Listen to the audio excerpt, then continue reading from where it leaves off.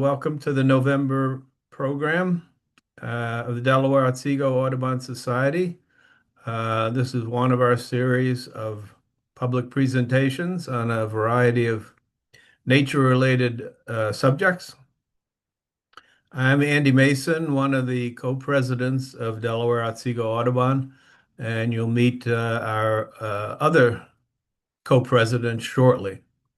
Before we start our presentation, I want to make a couple of announcements.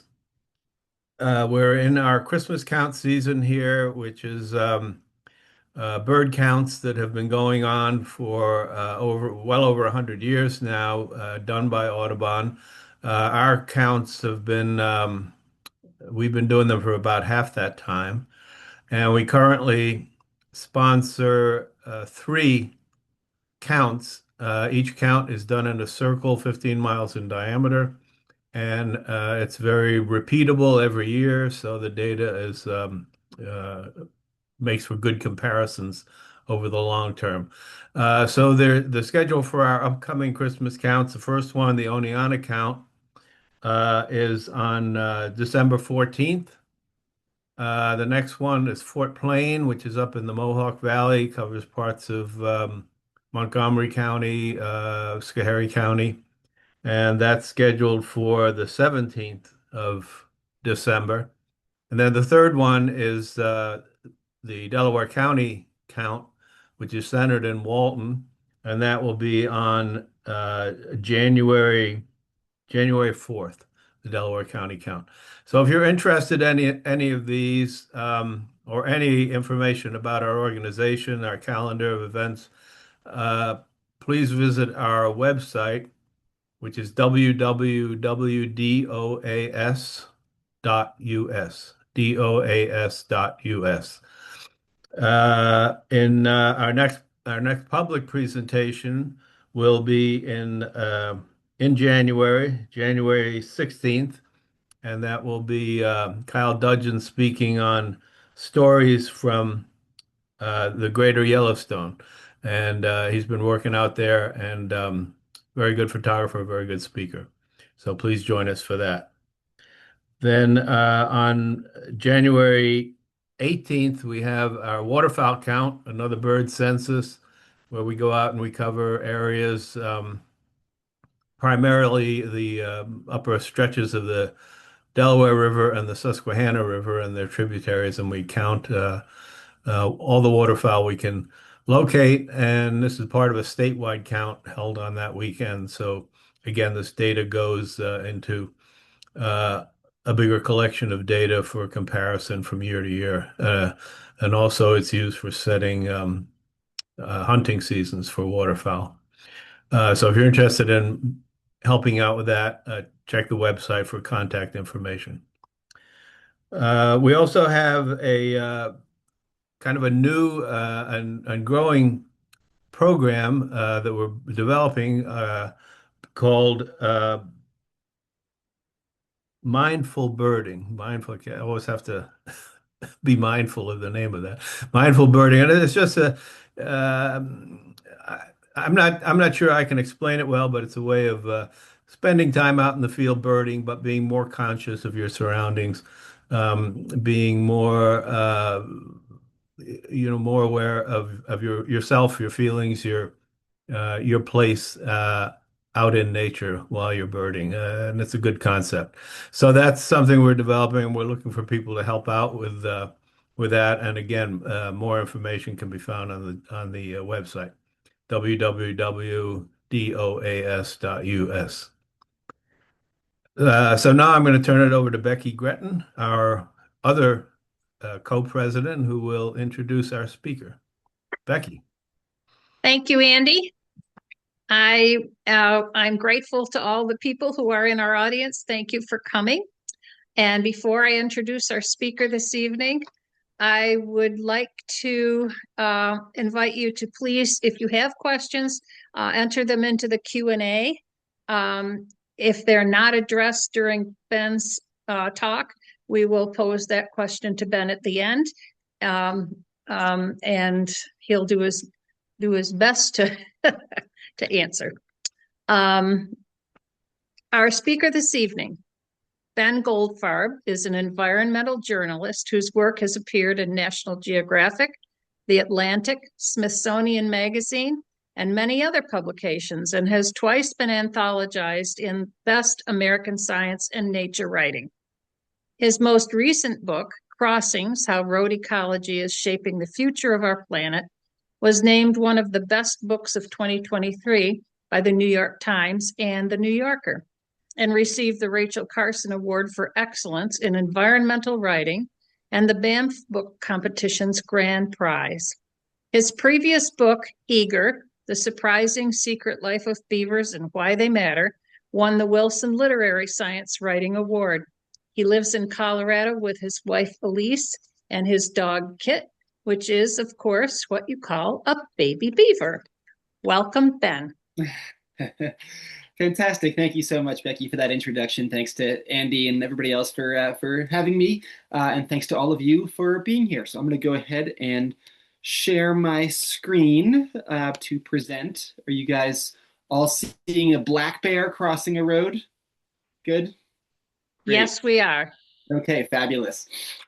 So tonight I'll be talking about my most recent book, which is about road ecology, which is I would say a relatively niche but fast-growing field of science that looks at all of the different ways that roads interact with and transform nature, and importantly, what we do about that, how we manage the problems that roads create for wildlife. And roads are so transformative in large part because there are just so many of them, of course. There are 4 million miles of road here in the US, by far the largest road network of any country, around 40 million miles of road globally, and another 15 million more that are basically in progress right now. We're in this period that some ecologists have called the infrastructure tsunami, this wave of new construction that's sweeping places like Nepal and Myanmar and India, and transforming some of the last intact habitats on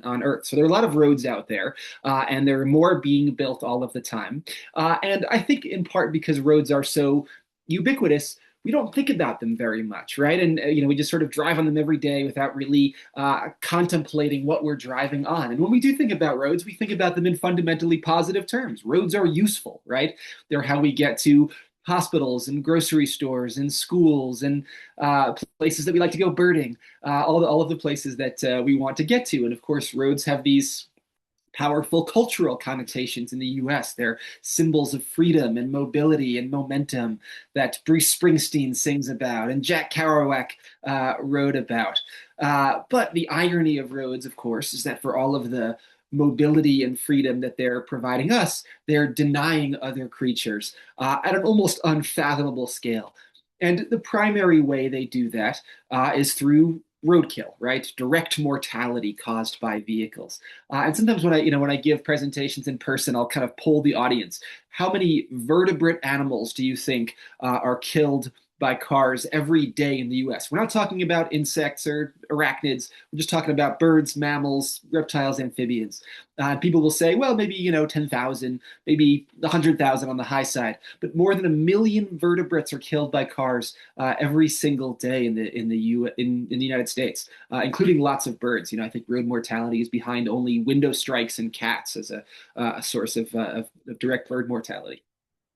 And it's not just, white-tailed deer and gray squirrels and raccoons, the common animals, although those are sad too, of course, when they get killed. There are dozens of federally threatened and endangered species, from Florida panthers to Hawaiian geese to tiger salamanders, for which roadkill is the primary source of mortality. So we're literally driving species to extinction. And in fact, as Richard Foreman, the founder of road ecology, put it, roads are the leading direct human cause of vertebrate mortality on land, which is just a fancy way of saying there's literally nothing that we do that kills more wildlife than drive. And I think, one of the things that makes roadkill so pernicious as a conservation problem is the way that it subverts and really hijacks evolution, right? You think about the defense mechanisms of so many of our common beloved animals, from turtles who withdraw into their shell, to skunks that spray, to porcupines who bristle their quills, right? These are kind of stand your ground, hunker down defense mechanisms that worked really well for thousands of generations against wolves and mountain lions and other natural predators. But when your predator is, an F-250 barreling down I-95 at 70 miles an hour, the worst thing you can do is withdraw into your shell, right? So the weight and speed of modern vehicles takes evolutionary history and actually renders it maladaptive. I find that kind of tragic to contemplate. So roadkill is the most conspicuous way that roads and nature interact, I think, or at least the most obvious way. But roads forge all kinds of sort of more subtle, but still really damaging connections. And road ecologists are increasingly engaged in looking at all of these different relationships. Roads are vectors of invasive species, right? Plants and animals, non-native plants and animals enter ecosystems along grids. We've all seen, dandelions along the side of the highway, right? One of the places I went working on this book was Montana, where for many years, logging trucks had transported the seeds of this invasive thistle in the treads of their tires. And then, after a big rain event, all of those thistles bloom at once. And now there's this eerie, linear purple stripe across the landscape. Roads are zones of erosion. The single largest road manager on earth is not the Federal Highway Administration. It's actually the U.S. Forest Service, which manages close to 400,000 miles of roads. So you could drive to the moon and most of the way back on old logging roads. And those roads don't see a lot of traffic, but they are dirt primarily, which means that you get a big snow melt or a big rainstorm, and that dirt just turns liquid, and that sediment bleeds off the landscape and smothers amphibian larvae and fish eggs and impacts downstream water quality. Just because a road doesn't see a lot of traffic doesn't mean it's not changing the landscape in really profound ways. Roads are forces of aquatic fragmentation, right? Every time a road crosses a stream, there's typically a culvert, right? That corrugated metal pipe, and often those culverts kind of disconnect from the stream. And so if you're, a fish, a shad, let's say, trying to migrate up that stream to your spawning grounds, well, you can't really jump that thing, right? And so that stream is effectively fragmented. Roads are sources of pollution. Our cars are constantly bleeding cadmium and zinc and microplastics and copper and all of this stuff into the environment. And we're learning more about those chemical problems that roads create all the time. A few years ago, scientists at the University of Washington, who had been researching many decades of salmon die-offs, realized that the salmon kills were being caused by 6-PPD, which is an obscure ozone protection chemical that is added to tires, and something like 6 million tons of tire particles go into the environment every year. And this obscure chemical that nobody had ever heard of in tire particles was killing fish at a massive scale. And that's just the only place it's been studied, right? What is that chemical doing to shad and river herring and sturgeon and other eastern fish? Nobody really knows. It hasn't been studied. One of those chemical connections that, or disconnections in some ways, that roads create is road salt. We add 20 million tons of road salt as a de-icing agent to our highways every year. And of course, all of that salt has to go somewhere, and it runs off into our rivers and lakes and streams and ponds, which are becoming increasingly salty over time. It also creates really dangerous situations. Animals are attracted to salt. We're basically turning our highways into these linear salt licks that critters come to and often get killed as a result. I will say that the road salt issue inspired my favorite road sign, which you can see in Jasper National Park every winter. There's a sign that says, "Do not let moose lick your car."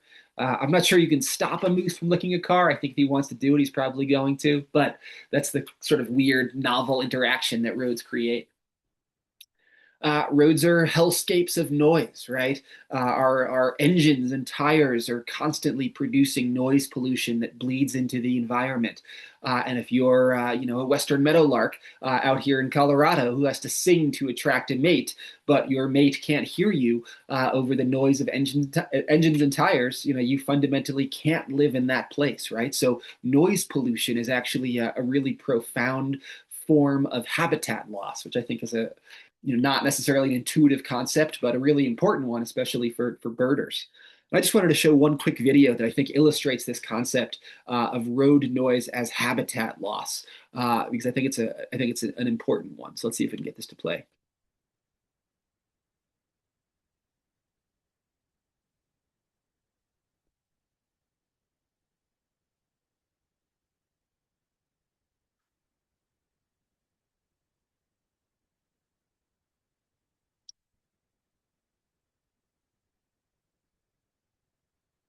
So hopefully you all picked up on that, right? But those bears are wandering happily through the forest, and then suddenly that engine noise comes roaring in. And in this case, scientists actually piped that noise through speakers. So there was no physical vehicle, right? The bears were only responding to that noise pollution, and they just took off running, right? So again, road noise is habitat loss. I think that's important.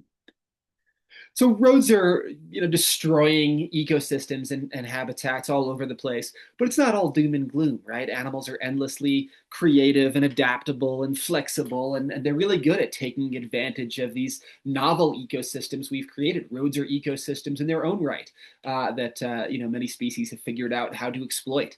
A few years ago, I was in Minnesota, and I visited this highway overpass.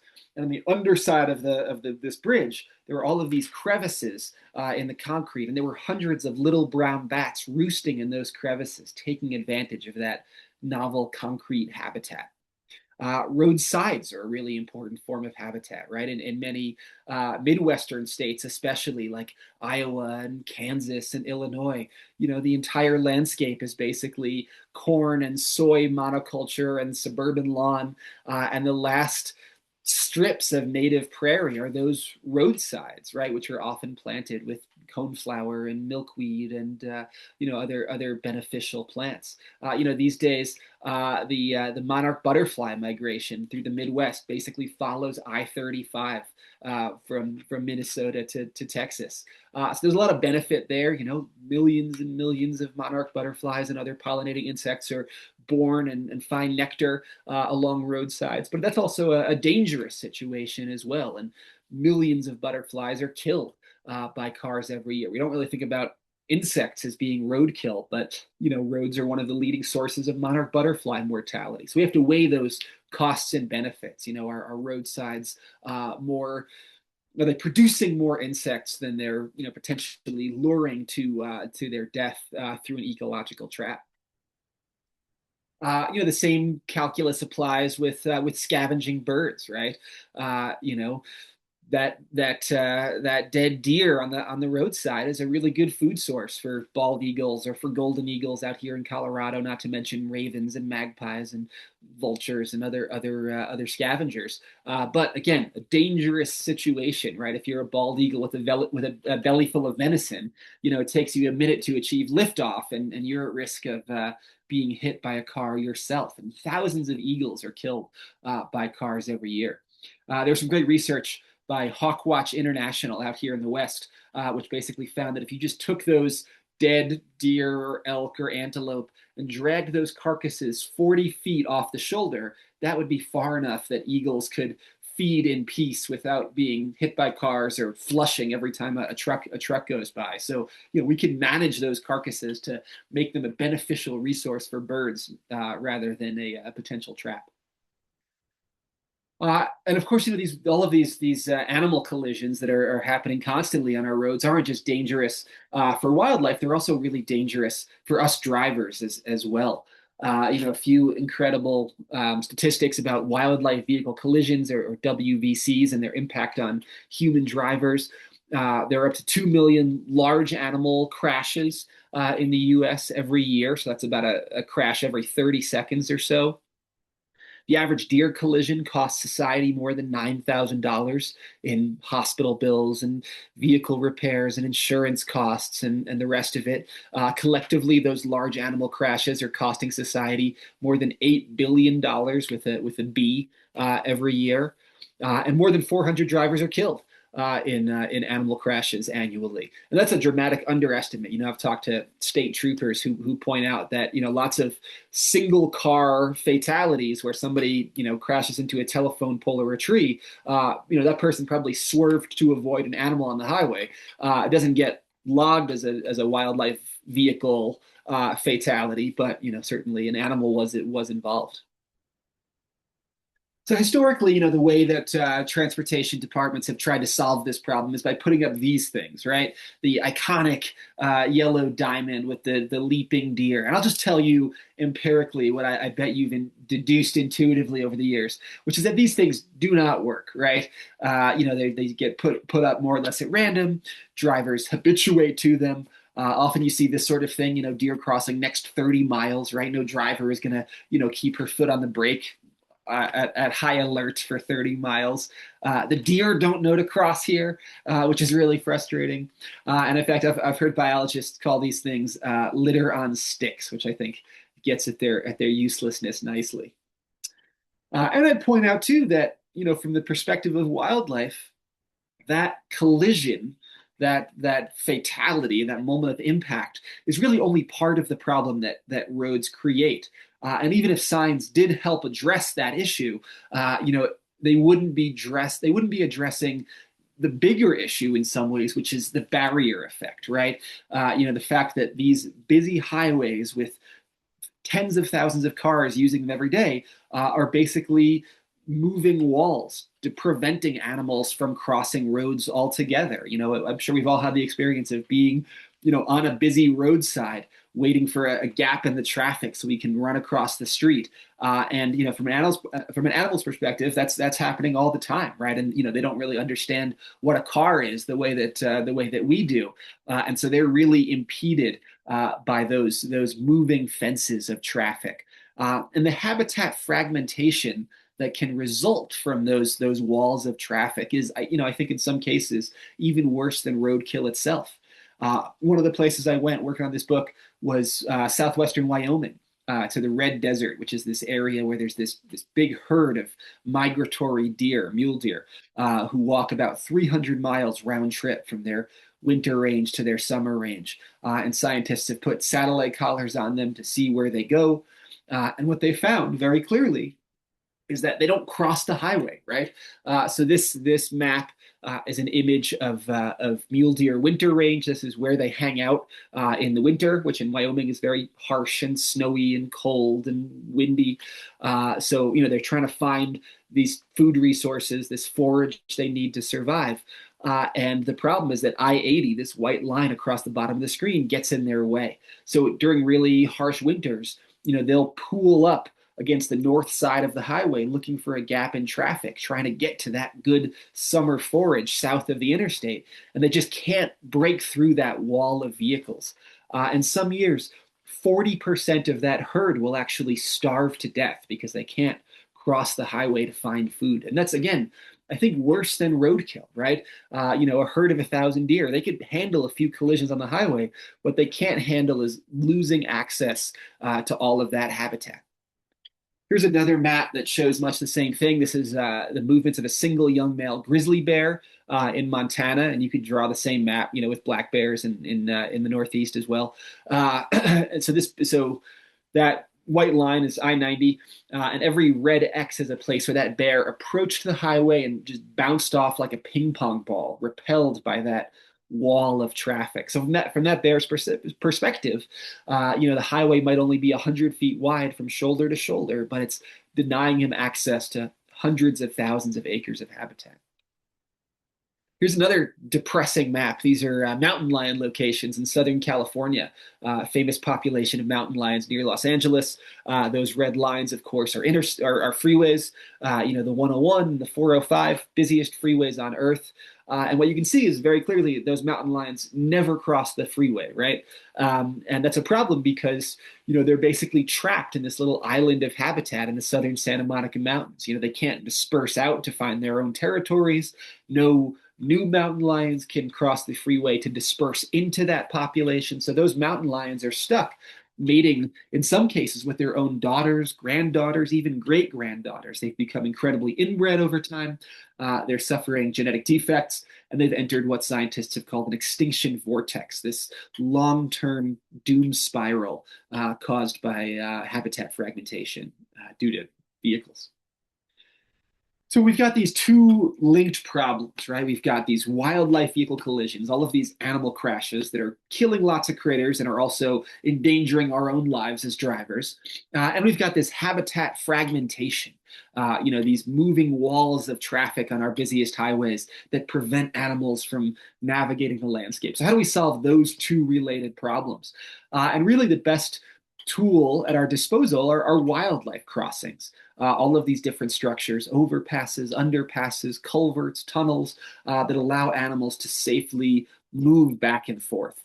And so this idea of building, dedicated infrastructure for animals really dates back to the 1950s in Western Europe.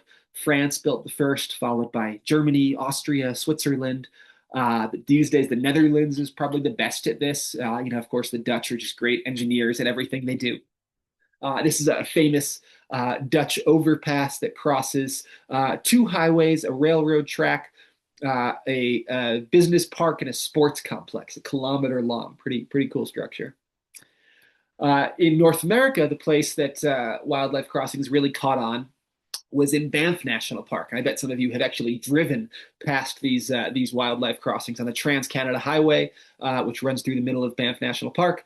And there, in the 1980s, they started building underpasses, and the underpasses got used primarily by deer and elk. But they also had grizzly bears in this ecosystem in Banff. And grizzly bears are these big, powerful animals who want to confront their enemies out in the open. They don't want to be slinking through a tunnel. They want to be up on the deck of a bridge. And so they built a half dozen overpasses for grizzlies. And the grizzlies not only used them, but they mated on either side of the highway using those crossings. Often the sows taught their cubs how to cross. Their cubs became crossers, taught their cubs. So there's this cool intergenerational learning process that was documented really well by researchers over the course of about 20 years. And that Banff science really helped demonstrate empirically that wildlife crossings are highly effective. Here in the US, the first wildlife crossings date back to the 1970s in western states like Colorado, Wyoming, Utah. And the reason for that is that in western states like Colorado, where I live, our wildlife, our ungulates, especially our hoofed mammals, tend to be really migratory, right? It's a sort of this harsh climate. It's snowy a lot of the time. It's dry, and so animals have to walk long distances between seasonal resources, often in large herds. And when you get 1,000 deer or elk crossing, a highway in Wyoming in the same place every year, pretty soon there's this big pile of carcasses, saying, "Hey, put a wildlife crossing right here," right?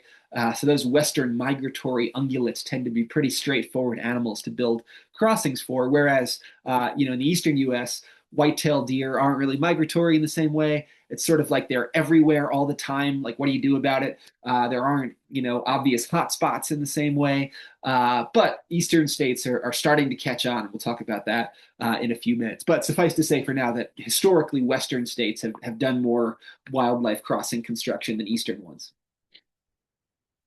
One thing that that road ecologists and engineers learned pretty quickly when they start building wildlife crossings is the importance of fencing, right? People always say, "How do the animals know to use the crossings?" And the answer is you basically fence off that roadside and you make them use the crossings. That deer is trying to find trying to find a way across the highway. He hits that fence line. He walks the fence line for a quarter mile, and then there's that underpass saying, "Hey, walk through right here," right? So those two elements, infrastructural elements, crossings and fences, really go hand in hand, right? The fences keep the animals off the highway, prevent roadkill, protect drivers. The crossings allow for that habitat connectivity, right? They give animals a chance to break through that fence line and get across the highway. So you really can't have one without the other. Another important lesson that scientists have learned over time is the importance of providing a diversity of crossing opportunities for wildlife, right? We know that every species, of course, has its own habitat requirements, fills its own ecological niche, and likewise has its own wildlife crossing requirements. There are some species that are very happy going under highways. There are some, like grizzly bears or antelope out here in Colorado, who prefer going over highways. And so accommodating all of those different users is really important. Here's one neat example of that.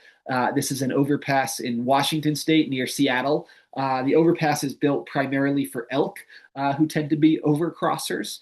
But they've also got lizards and western toads and various mustelids and rodents in that ecosystem. And so as you can see, they bolted into place all of these log structures, which they call faunal furniture. So those smaller critters, those reptiles, amphibians, small mammals, can have some cover and kind of hopscotch, from log to log without getting picked off by a hawk. Here's another nice crossing from the same general area, I-90 in Washington State. An underpass, you can see they basically twinned the highway, right? They've separated those lanes so that light can hit the bottom of that underpass and just create a much more natural vibe in there. And you can see that there's this line of rocks that runs through the underpass as well in the back there, and that gets used by reptiles and small mammals and other critters as well. So just providing all those different habitat elements to really make these crossings feel like ecosystems. Another neat crossing from the exact same area in Western Washington. This is a spot where the stream used to kind of run through a narrow little culvert, and they tore that culvert out, elevated the highway, and now that stream can just be a stream, flow freely. They've got salmon in there who are happy, and that open floodplain, can also get used by black bears and cougars and wolverines and all kinds of cool animals who are following that riparian corridor. And again, here's another nice expanded culvert in that same ecosystem in Western Washington. Tore out one of those narrow corrugated metal pipes, put in a bigger box culvert, and that gets used by otters, beavers, salamanders, trout in that stream, all those aquatic animals that benefit as well. So here's a quick video from Snoqualmie Pass, this area in Washington, of all those different species using these crossings. I didn't choose this music, by the way. It's a mountain lion. Cool to see. It's a cow and calf elk. So it's good to see the females and the offspring using crossings together. Coyote.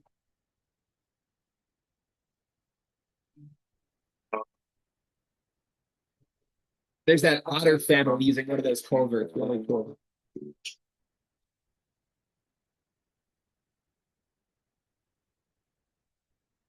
Oh, we're doing it again.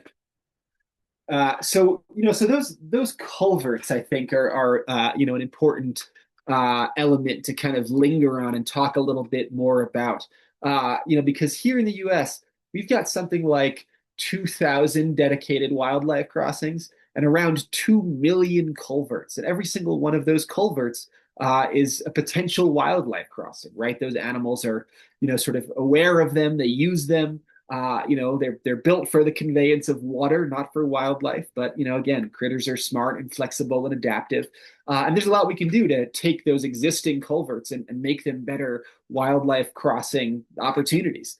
So here's an example of that. This is a culvert in Montana that gets used by weasels and skunks and bobcats and all kinds of animals. The problem is that in the spring, the water comes up, the culvert is partly flooded. Those critters don't want to get their paws wet. So what the DOT there did was basically put in what they call a critter shelf, this metal catwalk that runs through that culvert so that animals can use that even when there's a little bit of standing water at the bottom of the culvert. And New York State has installed a bunch of these in the Adirondacks too. So not every wildlife crossing has to be a giant, beautiful, $10 million overpass, right? There's a lot we can do with cheap tweaks and retrofits to the existing infrastructure that's already on the landscape. Another neat example of that, I mentioned earlier that eastern states haven't done a ton of wildlife crossing work, and that was historically true, but that's really changing happily. And one of the places where it's changing is Virginia, which is increasingly sort of aware of the importance of wildlife crossing infrastructure, and so this is a culvert under I-64, a very high deer collision area in Virginia, a high collision road. And this culvert was not built for wildlife, right? It was built for the movement of water and for livestock. But a few years ago, the Department of Transportation in Virginia had this bright idea. Hey, what if we just built fences on either side of this culvert? And we could basically guide deer to it, right? Fence off the highway so the deer don't cross the surface of the highway. They'll use that underpass. And so that's what they did. They built a couple miles of fences on either side of these pre-existing box culverts. They saw more than a 90% reduction in deer crashes, a fourfold increase in deer usage of those culverts, so making them use those underpasses. And I think probably most relevant for the agency, this project recouped its own costs in under 2 years, because we were talking earlier about how dangerous and expensive those crashes are. And if you prevent a bunch of them, you can save the public a lot of money. And I think that's a really important point about wildlife crossings. There's often some sticker shock associated with these projects, right? Really, we're going to spend, $10 million to help deer cross a highway? That seems kind of crazy. But if you can prevent a handful of crashes every year, as these projects almost always do, again, you can pay for those construction costs often fairly rapidly. This is an overpass not too far from where I live in Colorado that was built on deer and elk winter range, and I think this was like an $8 million project that paid for itself in under a decade. So that's a pretty typical story. I'd add too that improving our culverts is a great way of saving the public money as well, right? All of those narrow corrugated metal pipes that we were looking at earlier. Those are all infrastructural liabilities, right? You get a big rainstorm. And certainly if you guys are familiar with that, and those culverts can wash out or get plugged up and the road washes out and it's this, giant headache to maintain, very expensive. We can replace those culverts with bigger structures like this one, a big box culvert that both passes fish and wildlife and also is at much less risk of washing out, during these bigger precipitation events that we're getting due to climate change. And here's a salmon preparing to go through that culvert. Pretty cool. So there's a great opportunity to improve our infrastructure and to help wildlife connectivity simultaneously. Kind of the corollary to the idea of wildlife crossings being good financial investments is that that leads us to exclude certain species, right?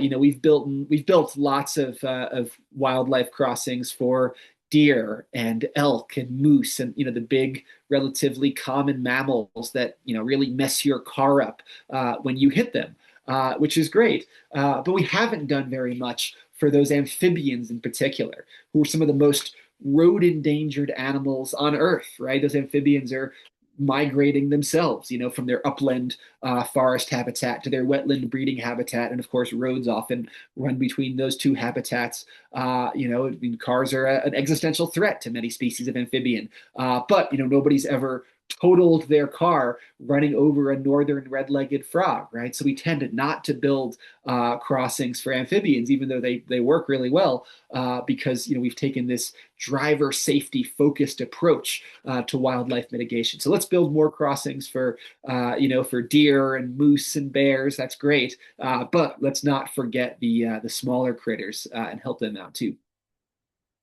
And we just, of course, need more wildlife crossings generally in more ambitious places. Earlier I mentioned those mountain lions in Southern California who are genetically fragmented by freeways. And happily, as some of you probably know, the largest wildlife overpass in the United States is being built for those mountain lions right now. It should be ready in 2026, and it's going to cross 10 lanes of traffic and 300,000 cars a day. So if we can build a wildlife crossing, in the outskirts of Los Angeles, right, we can build one anywhere. Of course, wildlife crossings aren't the only solutions, in our toolbox for the problems that roads create. Obviously, getting people out of cars altogether and improving transit opportunities is really vital, especially in our protected areas, which I think creates a great opportunity to get people out of their private vehicles and onto public transit.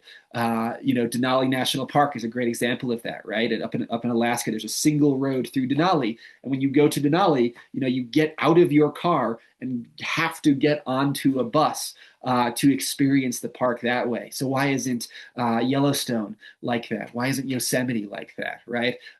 Protected areas, national parks are places where wildlife is safe from hunting and from development and from all of the other pressures, but wildlife is not safe from cars, unfortunately. And I think that parks are these environments where we really could decenter the automobile as the kind of the primary mode of transportation. And of course, there's an opportunity to close roads altogether. Seasonally for wildlife, lots of critters are migrating during very discrete, limited times of year. And there's an opportunity, I think, to close roads to honor and respect that. There's like Marquette, Michigan, has seasonal timed closures for salamander migration. There's a road in Indiana called Snake Road, which gets used by a ton of snakes. There are these limestone cliffs that are really good hibernacula, and so that road is closed when those snakes are moving across it. So let's I think there's a great opportunity there to identify amphibian crossing spots in particular, and close roads on those warm, wet spring nights where we could save a lot of lives through some pretty limited, targeted closures. So right now we're living in this somewhat exciting time in the history of road ecology. The U.S. is in this kind of mode where we're in this spree of new wildlife crossing construction. There's a big program called the Wildlife Crossings Pilot Program, which is included in the 2021 Infrastructure Act, as some of you probably know, which basically provided grants to various states to build wildlife crossings or start the planning process for crossing construction. So out west, lots of states that had done this work before, like Colorado, Wyoming, Utah, Montana, got funding for big projects. In the east, states like Maryland, Pennsylvania, New York, New Jersey, states that hadn't done a lot of this work previously, got funding to do some planning and figure out, where their hotspots are and what to do about them. So, it's this exciting moment. Theoretically, of course, a lot of this progress has been held up by the Trump administration, which has let some of those grants go out the door, has kind of clawed back others. Some are kind of in limbo right now, so it's this somewhat challenging time.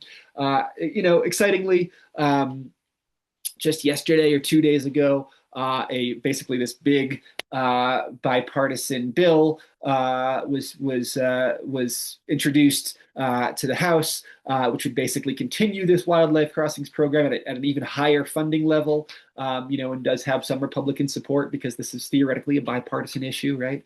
And so, hopefully that funding opportunity will continue into the future.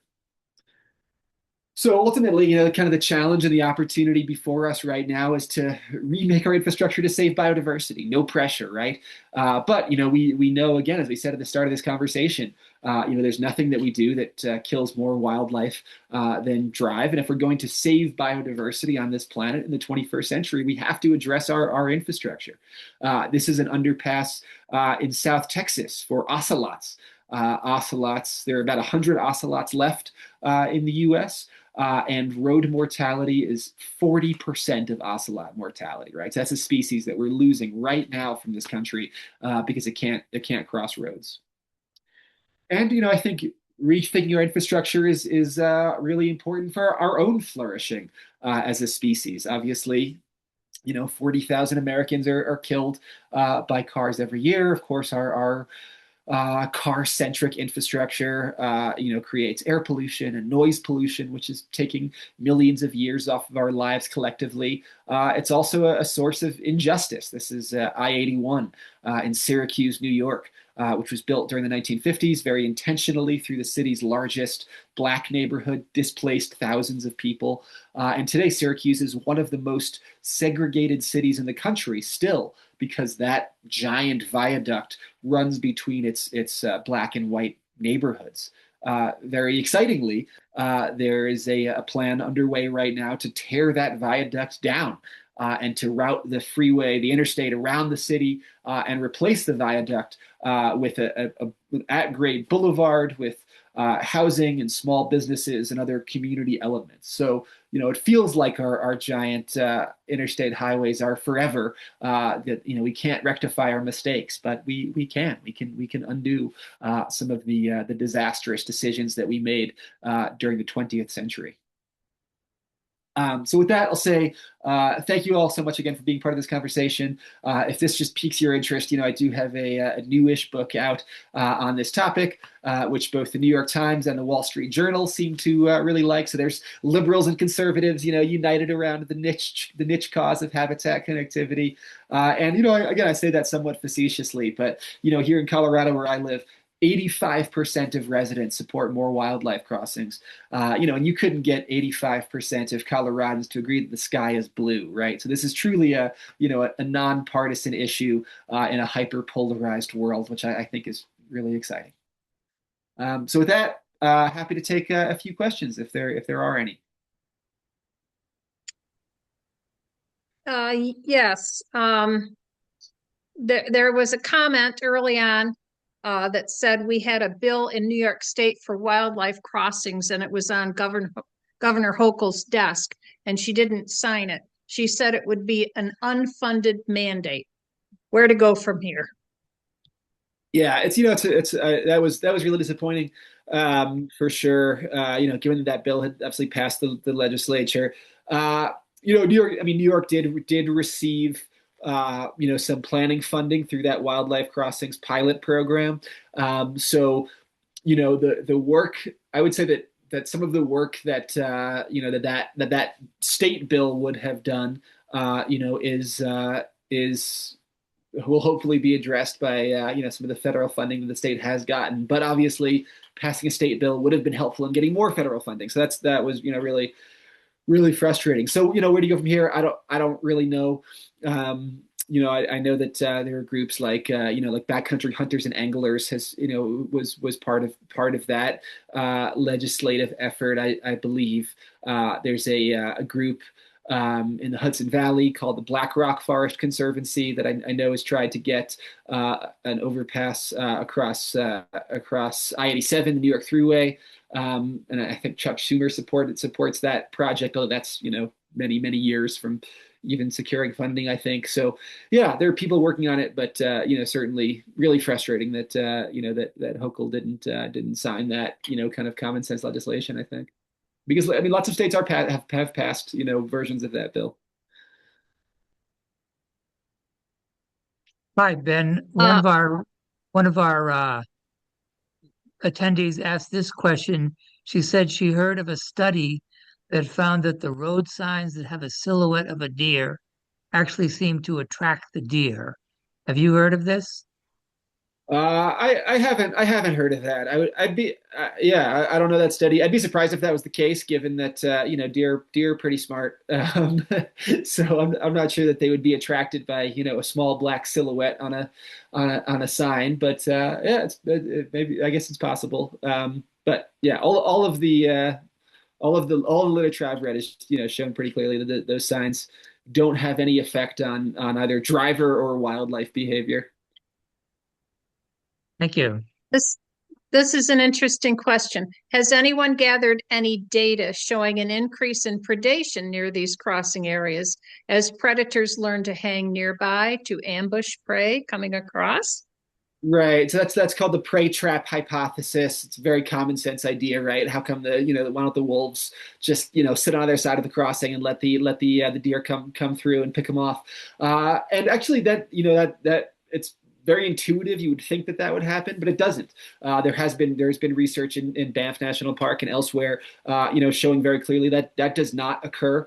And probably the reason for that is that those large carnivores, the wolves, the bears, the cougars, they tend to be pretty human shy species. They don't really want to be around us. A wolf does not want to sit by the side of the highway, waiting for deer to come through. So yeah, that prey trap phenomenon does not really seem to happen, fortunately. Interesting. Ben, another one of our attendees said, while that you mentioned that habitat being created by roads, in New York State, we see the edge habitat around interstates being a great place for red-tailed hawks. You have any thoughts about that? Yeah, it's certainly you definitely get lots of raptors along roadsides. Typically lots of rodents. Using those kind of grassy verges, and that's a risk for sure. Lots of like there's a huge barn owl vehicle collision problem.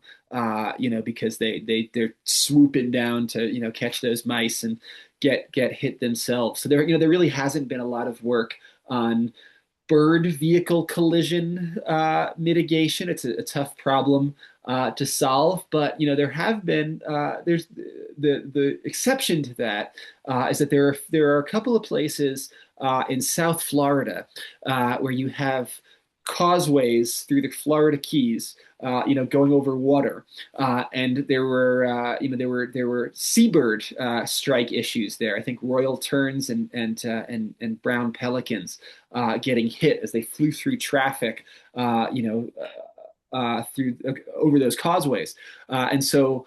What the DOT did there was they actually lined the causeways with poles, vertical poles, which provided enough kind of visual interference that the birds flew over the causeways rather than through traffic. So that's the only, really successful example of bird mitigation that I'm aware of. But certainly, those raptors, feeding along roadsides, they can really be a problem. Another one of our listeners, you mentioned frog crossings. What would a frog crossing even look like? Yeah, good question. So, typically just a relatively small underpass beneath the highway, with a little bit of drift fencing or concrete wall on either side to kind of funnel the frogs or salamanders. And a lot of them will actually have at the surface. They'll have grates, so they're open to the road surface because otherwise, those little tunnels can get pretty cold and dry, and obviously frogs like it warm and wet. So having that surface connection with a grate, can help kind of maintain hospitable ambient environment in there. So there's some good frog and salamander crossings out there. Amherst, Massachusetts, Henry Street, there's a famous spotted salamander crossing. I think that was the first amphibian crossing in the U.S., built in the 1980s. Moncton, Vermont, has an amphibian crossing. But not too many other examples. Europe has lots of toad tunnels. They're kind of better about that than we are, I think. A question, do you have any advice for how to convince a township to close a road for a limited time during salamander migration? Yeah, that's a nice important question, and I think just demonstrating there's like a constituency for those animals is really important, right? And I'm sure that there are people near you doing amphibian bucket brigades, right? There are lots of those bucket brigades out there, moving amphibians across the road, and I think demonstrating that there's this whole community that cares about these animals and wants to save them. Maybe there's some kids. People always like kids. Out there. So I think if there's not already a bucket brigade volunteering to move those amphibians, I would start one just to demonstrate that there is this constituency of people who care about these animals.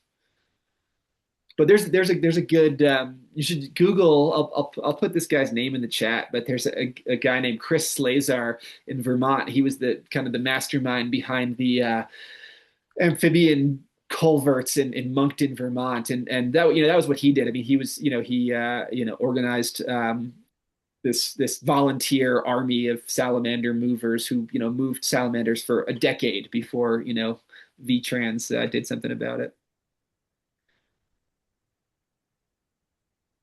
I suppose that a similar thing would be with turtle crossing. What about the idea of people just sort of stopping traffic to let turtles cross? Is that a good idea? Has that been studied at all? Or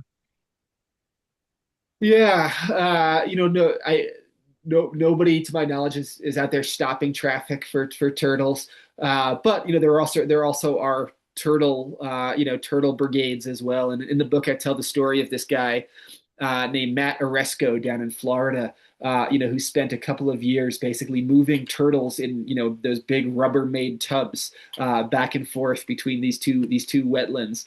And he's a great example of somebody who organized this amazing campaign, sort of generated hundreds of letters to the Florida Department of Transportation, which sort of finally had no choice but to put an underpass in that spot because they were just being like bombarded by letters from people all over the world for many years. So yeah, that kind of sustained commitment is pretty powerful. Ben, one thing I noticed when I visited Alaska and northern Canada too, there seems to be an effort to clear a wider swath on the side of the highways than is typical here in the U.S. And I think the purpose of that is to give people a better view of wildlife approaching the road, Yeah. And I obviously wouldn't be feasible everywhere, but I would think that, that's a relatively low cost approach to perhaps reducing collisions.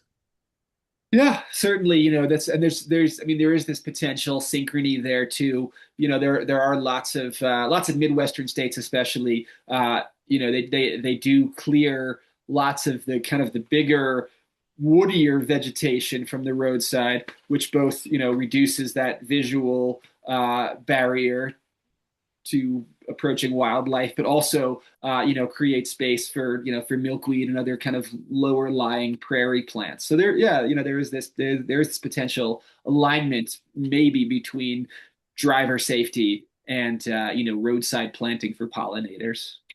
Mhm.